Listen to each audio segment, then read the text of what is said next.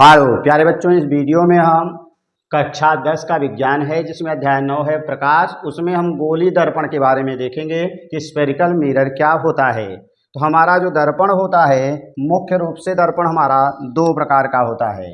दर्पण हमारा जो रहेगा वह दर्पण, ये है हमारा दर्पण। और दर्पण इसमें हम पाएंगे कि जो दर्पण होता है ये दो प्रकार का होता है। एक है समतल दर्पण, समतल दर्पण। अब इसके बाद आता है दूसरा है हमारा गोलीय दर्पण।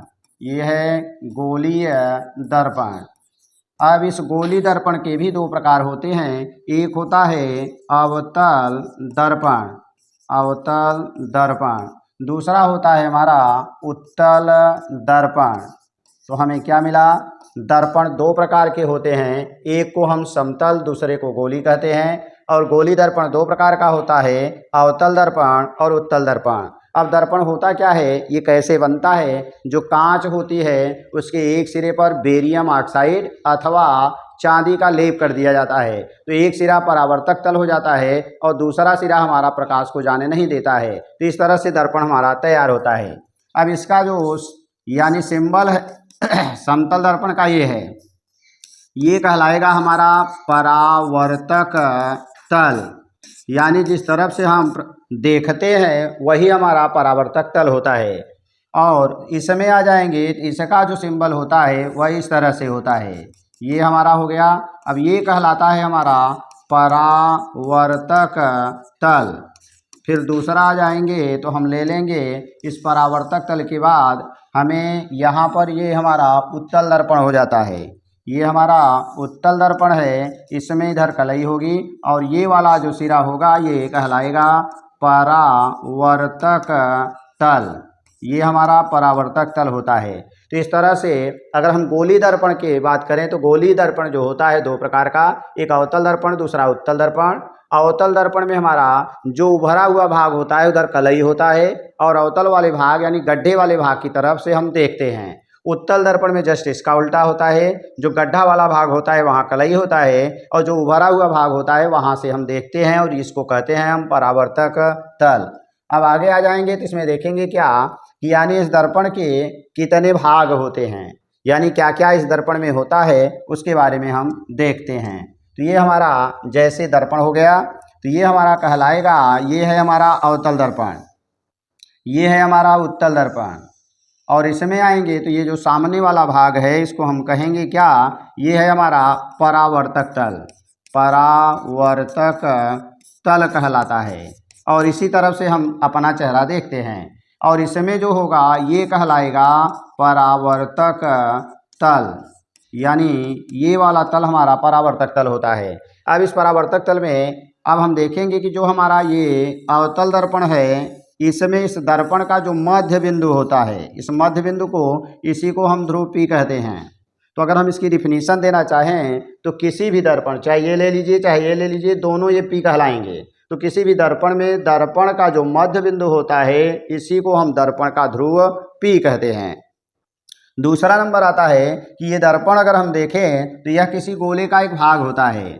अगर हम देखें तो ये हमारा दर्पण था और इस दर्पण में अगर हम देखेंगे तो ये किसी गोले का एक छोटा सा भाग था। अगर हम गोले को पूरा करते हैं तो गोले का जो केंद्र बनेगा इस दर्पण का वक्रता केंद्र कहलाता है, वक्रता केंद्र होता है। अब इसमें क्या होता है, वक्रता केंद्र बाईं तरफ होगा और उत्तल दर्पण में यही वक्रता केंद्र हमारा दाईं तरफ होता है। फिर आगे आ जाएंगे तो इस वक्रता केंद्र से लेकर ध्रुव P के बीच की जो दूरी होती है इसको हम वक्रता त्रिज्या कहते हैं। यानी C और P अर्थात वक्रता केंद्र और ध्रुव P के बीच की दूरी को वक्रता त्रिज्या कहते हैं और इसे कैपिटल R से प्रदर्शित करते हैं। अगला आता है दोनों का जो मध्य बिंदु होता है C और P का एकदम बीच वाला पॉइंट जो होता है मध्य बिंदु, उसी को हम फोकस बिंदु कहते हैं।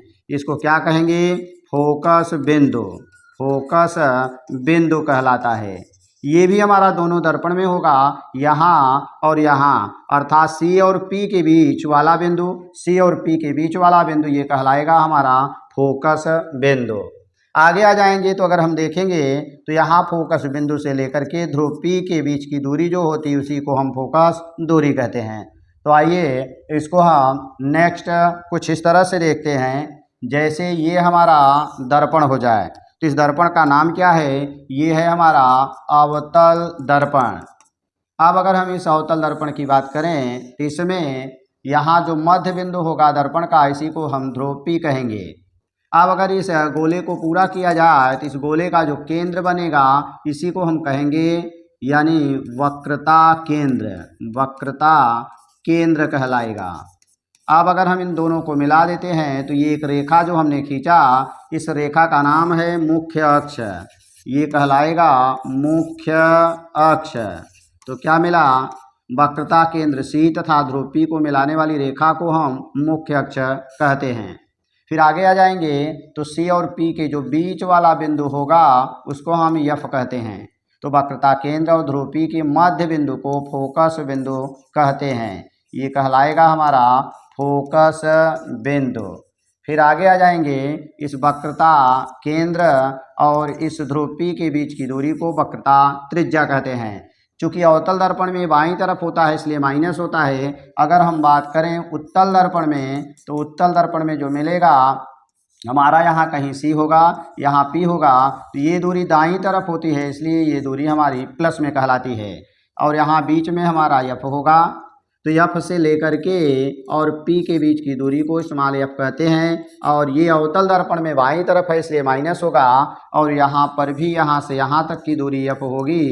चूँकि ये दाईं तरफ है ध्रुव P के इसलिए ये प्लस होता है। तो ये रहा हमारा गोली दर्पण। तो गोली दर्पण किसे कहा जाएगा, तो अगर हम कहेंगे गोली दर्पण किसी गोले का एक भाग होता है जिसके एक भाग को हम कलई कर देते हैं और दूसरे भाग को परावर्तक तल बना देते हैं, यही हमारा गोली दर्पण कहलाता है। तो थैंक्स फॉर वॉचिंग।